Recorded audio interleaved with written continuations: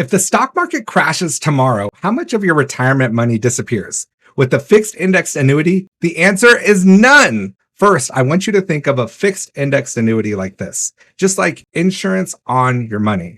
Because just like car insurance replaces your car after you get in that wreck, a fixed index annuity replaces your account balance if it's in a stock market crash. So for example, if the stock market gets a negative 15% rate of return for the year and you're in a fixed index annuity, at the end of that year, you'd still have $100,000 when nearly any other investment would only have $85,000. This does not mean fixed index annuities have guaranteed growth, only guaranteed protection from when the stock market drops. Now let's look how fixed index annuities grow your money. A fixed indexed annuity has the ability to invest into what's called an index. An index is like a big scoreboard for the stock market. The S&P 500 is basically a list of the 500 biggest companies in the United States: Apple, Amazon, Microsoft, and Disney. Then we have the Russell 2000 index, which is made up of small cap companies, which are businesses that are worth about $300 million to $2 billion.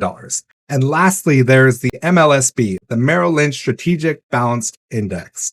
Then there's also called a fixed rate option. You could just get a guaranteed interest rate, like parking your money in a super safe spot. It doesn't matter what the market does, you'll earn a set guaranteed interest rate. But here's the thing though, the annuity company doesn't just hand over the full score. They use things called caps, participation rates, and spreads to decide how much of the growth in the index you actually get. Think of a cap like a lid on a jar. It's the maximum amount of growth you can actually get.